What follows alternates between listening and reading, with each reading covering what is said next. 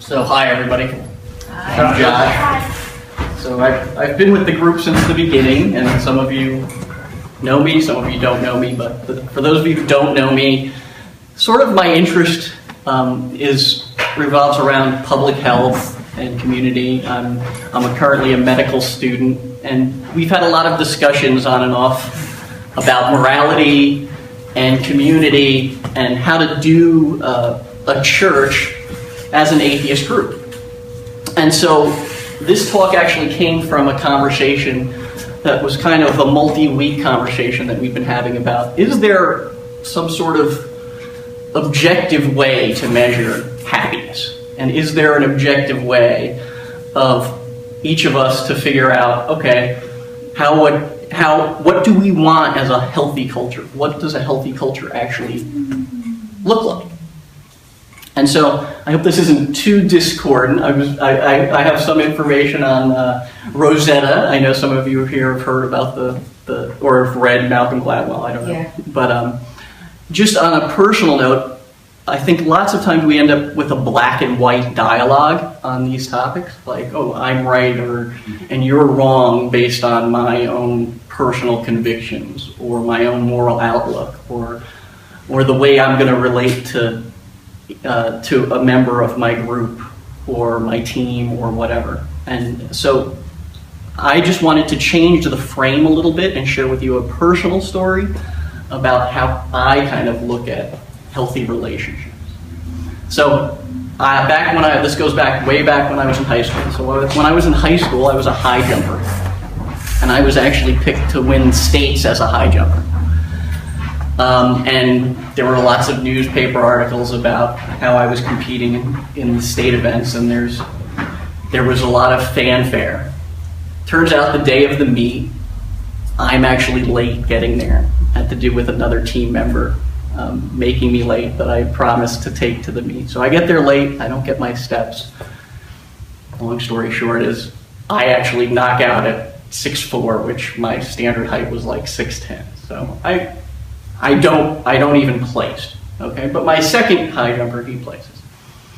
So my mom feels like she's partially to blame for that, or somehow because we had waited on this other athlete.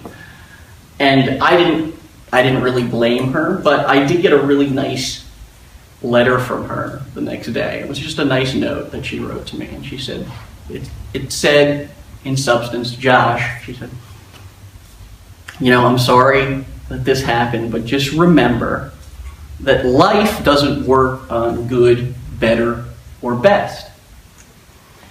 It runs on proficiency at any given time.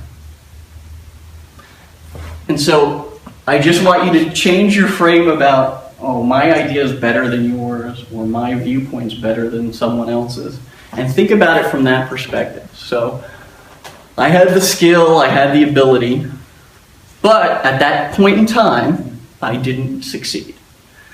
But then she closed the letter by saying, so next time, so you lost this time, but next time you'll win. Or maybe you won't. I'll love you anyway. And so that's kind of, if you've read about Roseto, that's kind of the message that they're sending from a public health perspective, that entire community. So now I'm going to roll into a somewhat more prepared speech, but I hope that you can appreciate that perspective and the way that this unfolds, and I hope we can have a dialogue about it afterwards. So regardless of ongoing theoretical debate about the role of selfless behavior, whether it be in evolutionary biology, anthropology, or in the humanities, there is one thing that's fundamentally observable, and that is that selfless behavior by an individual or a specific group does continue to play a significant role in our success as a human family or a human species. So I wanted to focus on what we observe from life as we know it. So cultures across the globe are running into problems of poverty, rapid urbanization, exploding population, age stratification, minimal job growth, and a lot of mental health issues, mental strife, caused by a lot of external stressors that we all deal with. So from a public health perspective, it's been argued that wealth, or our economic prosperity, is the greatest indicator of increased infant mortality rates, population health, and longevity. So that is whether poor or whether rich. These are the fundamental things that measure health and in a lot of ways happiness on a population level. So there is a strong and significant correlation with wealth and health, or lack thereof, but there's also another often disregarded correlation, and that's the correlation between our culture and our health. So this, I'm raising somewhat of a chicken and egg scenario, which is, does our advanced, highly involved economic system in an industrialized world drive our culture, or does our human cultural health still dictate human happiness on a quality of life level? So within the United States, there's some good examples. And with other highly evolved democracies throughout the world, acute disease from pathogenic causes has been largely eliminated through hygiene or intelligent public health, and also widespread vaccination. But what is on the rise, and being the leading cause of death in the United States and most of the industrialized world since the 1940s, is heart disease, followed by cancer, followed by chronic lung disease, stroke, accidents, and Alzheimer's disease. So also, according to the UN and the the United States ranks 69th in infant mortality rate, and we have the highest rates of infant mortality in the industrialized world. So the argument that economic prosperity and health go hand in hand doesn't really seem to hold up necessarily when we look at our infant mortality rates, and especially when we look at infant mortality rates with our African American community. And this is where the conundrum happens. So when we look at African American women and the infant mortality rates in that population, they continue to have the highest infant mortality rates in the US, irrespective of any upward economic mobility. So no matter where they fall economically, there seems to be still a long-standing cultural pressure related to racism that still creates stress in unequal proportion towards African American women, versus, actually, and this has been studied, versus women that have newly emigrated from Africa. So they've compared like to like, and then they've compared within cohort. So this supports the hypothesis that a healthy culture may actually trump the economic gains of that culture, and a healthy culture meaning just the way we relate to one another. So then what does healthy human culture look like? So what we do know from the sciences and from psychology and medicine are that there are some very specific factors that have to be present in all of the healthiest and happiest civilizations around the globe. We know what doesn't work, and we know, at least from a macro scale, what does work in creating and maintaining healthy culture. It is actually self-evident that culture and economic prosperity are inextricably linked. But the healthier culture and the higher its citizenry score on the quality of life indices gives greater longevity, and it lowers infant mortality rate. And what makes a healthy culture? The short answer is liberty and equality. And the implementation of those philosophical ideals within a living and breathing population has a great deal to do with the way family and community are structured and the way that family and community interact with each other emotionally and psychosocially. So now I bring up Roseto, Pennsylvania. And it was made popular by Malcolm Gladwell's book, Outliers. So this mysterious little town had, in 1962, if you're not familiar with it, the unique characteristics of having a coronary death rate which was less than half of that in its four neighboring communities, and in the California Cooperative Study, and in the United States at large.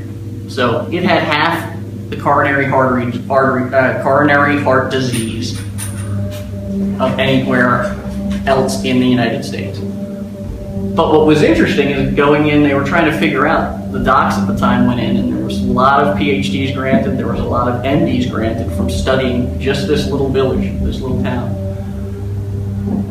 And looking at individual histories, physical exams, EKGs, laboratory tests, as well as looking into diet, drinking and smoking behavior, and they did lengthy, structured psychosocial interviews, so they did psychiatric interviews. They yielded a picture of a healthy, prosperous, long-lived, and remarkably cohesive community, and this is quoting from the study, with not only a low death rate from myocardial infarction, but a remarkably low rate of coronary disease among the living, despite the fact that the conventional coronary risk factors were found to be just as prevalent in Roseto as in its control communities, the other surrounding communities in that region of the country. So what created that successful dynamic? So in this, if you're a fan of the Watchmen comic book series, or if you're a fan of M. Night Shyamalan, The Village, there's a quote from the Dr. Wolf is one of the primary authors, and he said, "We were initially puzzled by the almost universal avoidance of ostentation amongst the wealthy in Roseto. We learned from a young Italian anthropologist who was also conducting a study of the town that fear of ostentation derived from an ancient belief among Italian villagers who had emigrated to this Italian village it's Roseto, Pennsylvania, if you want to Google it and look into it a little bit more, relating to what they called the evil eye, Mulatio. So children were taught that any display of wealth or superiority over a neighbor would bring bad luck. And then the scientists saw evidence in the late 1960s that this taboo had begun to crumble. So the Roseto in the early 1960s was sustained by traditional values that they brought with them from their southern Italian village. The family, not the individual, was the unit of their society. The community was their base of operations, and each inhabitant felt a responsibility for its welfare and its quality. Most households were multi-generational. Most of them contained 3 generations. And they were proud and happy, generous, hospitable, and they were also ready to celebrate any small triumph of their citizens. Their elderly, significantly, were not only cherished, but instead of being retired from the family and community responsibilities, they were actually promoted to what they called the Supreme Court in Roseto. There was no shortage of stressors. They experienced many of the same social problems and personal conflicts that the neighboring towns were experiencing, but they had a philosophy of cohesion with very powerful support coming from family and neighbor. Now, the authors, and again, keep in mind this is in the 60s, they also mentioned that they had a very deep religious conviction to shield them against and to counteract those stresses. But as evidenced by crumbling superstitions, they quote in the paper, in Roseto, superstition was not able to bind this culture for more than 3 generations. They started seeing it crumbling, and they did a 25-year study of the aftermath of this. And Roseto now resembles very closely all of those surrounding communities. But I would make the case that human evolution and appropriate psychosocial triggers and their reinforcement can succeed where tradition fades.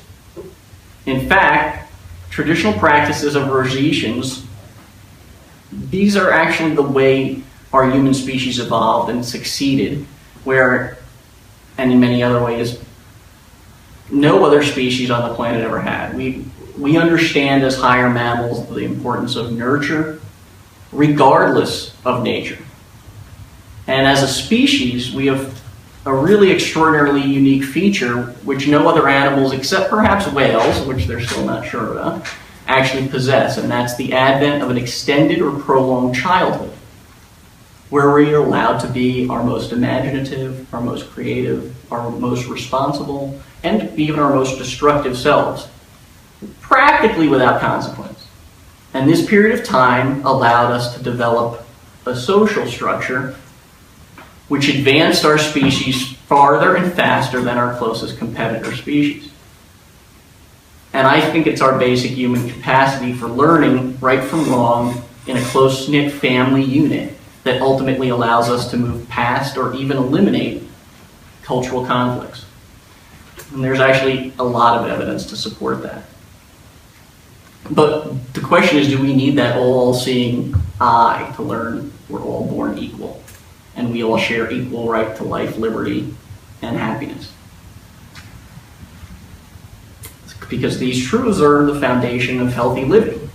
So I want to have a discussion about this after our talk.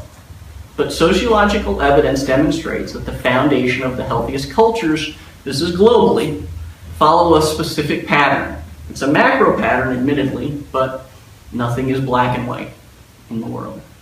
And there are consistent behaviors or practices which if we adhere to, regardless of our ethnicity, regardless of our tribe, regardless of our faith, regardless of our lack of faith, and separate and apart from faith, lead to health and prosperity for everyone involved in any given society or culture.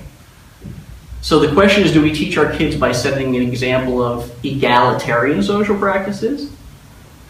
Are we supportive and do we value a monogamous family unit?